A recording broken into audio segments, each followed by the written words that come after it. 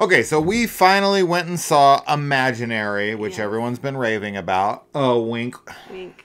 And this is from the director of two beloved films, Fantasy Island and Truth or Dare.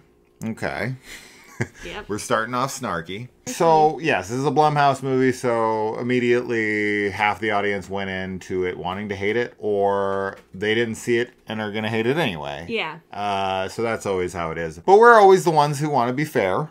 Yes. And give these things their fair shake. So we went into this, and it is about a modern family, a stepmom who is trying to write a new book and also fit herself into this equation of their broken family, where the mom had some issues, and she's trying to fill that role. Things aren't going so wonderfully. But the youngest of the daughters that she is the stepmother of now she has an imaginary friend. And of course, that doll ends up being evil.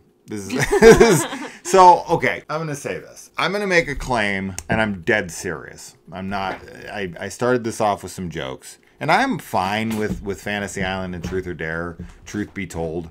I think those are like totally whatever movies that get way too much shit, but I totally understand it because they are fairly generic. I just found them to be entertaining. Yeah. So I was like, I walked out of them like, yeah, whatever, watch this again. No, was I entertained? Yeah, sure, fine, it was okay. I'm telling you right now, hear me now, quote me later. This movie was written by AI. I'm telling you, whoever they gave the credit money to or whatever, the three writers on this are laughing their way to the bank because they didn't write a fucking word of this. It does feel this is fucking written by AI. Very AI, for sure. There's a lot of like... This is every trope in the book. Yes. Imaginable. Yeah. It's literally like we showed an AI program 100 films, most of them from Blumhouse, and it spat out this script.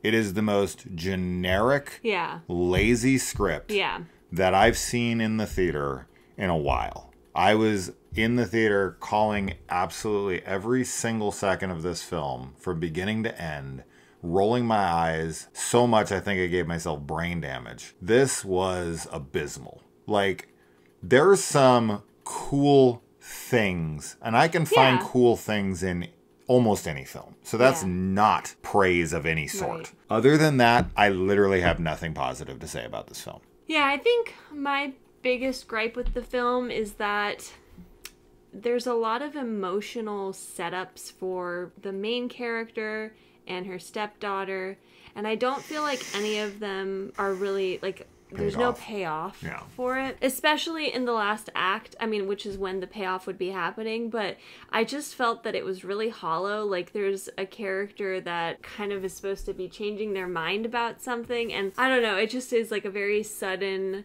I hope that's not a spoiler, but like, it did not feel authentic at all. It felt really weird and just kind of like shoehorned in, like, okay, we know we need to get from A to B, and like let's not spend any time on like what's happening in between those. So there was a lot of that throughout the film, if that makes sense, where, as you said, it's just kind of like all these different tropes sort of mashed together. Yeah.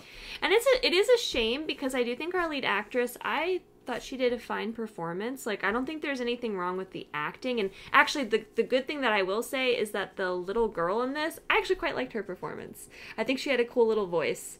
So, and it was creepy. But that's not like the film. That upsets me more. Well, right? Sure, because like I think you could take that talented cast and put them in a genuinely good movie.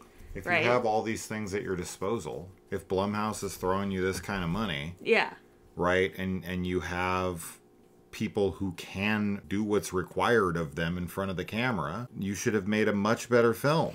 Yeah, I mean, I agree. I do agree. And as you said, there are things that I thought were cool as far as what they looked like or whatever, but I just felt like it was such a hollow film. Yes. And it, like, the story itself is something that I think could be used to tell a really meaningful, very deep, like, childhood trauma horror story.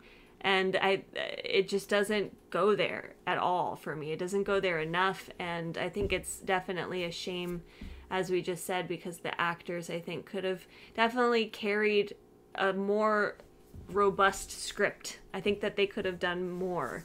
And it's also, I will say, too long.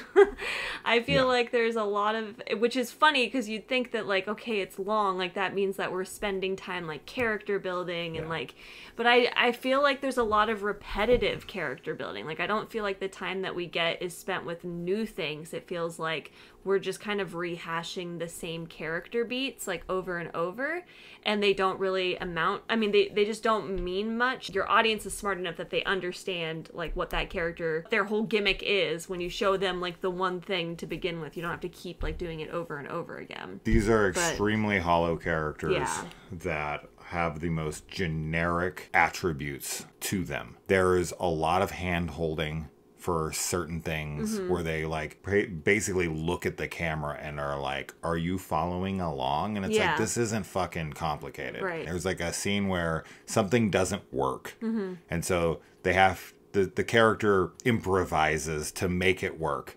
And then the other character has to like basically look at the screen and be like, oh, that just worked because you did this. And it's like, oh, God.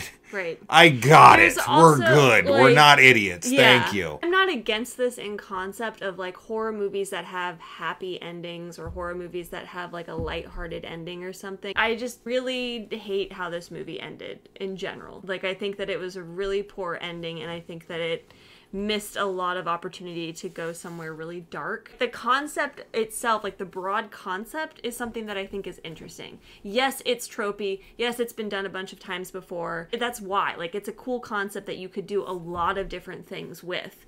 You know, because I think that there's just a lot of avenues that you can explore within it, obviously. The main irony of the film is that for a film that's all about limitless imagination, this film has none. That sums up this whole fucking film. This movie lacks any creativity, any imagination of any sort. It was a chore to sit through. Like, I've seen it 100 times.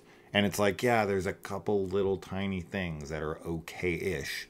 But that is not enough to justify and warrant a bigger budgeted major studio film. Yeah. Like, this is the kind of shit you're turning in. This is a product. Yeah, it this definitely felt like a product. Screams to me that it is lifeless and that it is meant for mass consumption. Like, I made this as a product to be sold. Yeah, yeah. I have nothing to say. This movie means nothing to me. Yeah. It means nothing to the audience. It means nothing to the cast. It means nothing to the crew. Nobody working on this is passionate about it. This is 100% the kind of shit that people hate. Yes. This is the kind of stuff you shouldn't be making, right? This is, when everyone talks shit about Blumhouse, they talk about Blumhouse negatively all the time. And a lot of the times I'll be on the defense of Blumhouse and be like, they make a lot of entry-level films most of the time. Yeah. And then they make some bigger budgeted crowd pleasers or like franchise films and stuff like that. So they have different avenues that they explore here and there. Yeah. But this film perfectly embodies absolutely everything that everyone says about Blumhouse that I'm usually on the defense of. And this time I can't come to their defense. This is exactly what everyone says Blumhouse makes. Yeah. And this is that example of that film where people are going to look to it and be like, yeah, well, what about Imaginary? And I'll be like, well, I have no answer for that one. Right. Right. And they do make films like this, right? Night Swim, same thing. Just completely soulless, that simple logline concept that's marketable. Yeah. Make me a movie about a killer doll or something to do with an iconic image because Megan did well. Right. So get this out in less than a year. We're going to need it for next January. You know, it got pushed to March. Yeah. But Megan was doing well. They needed time to develop Megan. So they went to Jeff and they were like, look, you've given us a couple other movies. They didn't do well, so I don't know why they'd go to him again. And they were just like, get me something that is family friendly, that has to do with like a kid and a doll's relationship. Yeah. And let's just try to duplicate our success that we had with Megan. This ain't fucking Megan.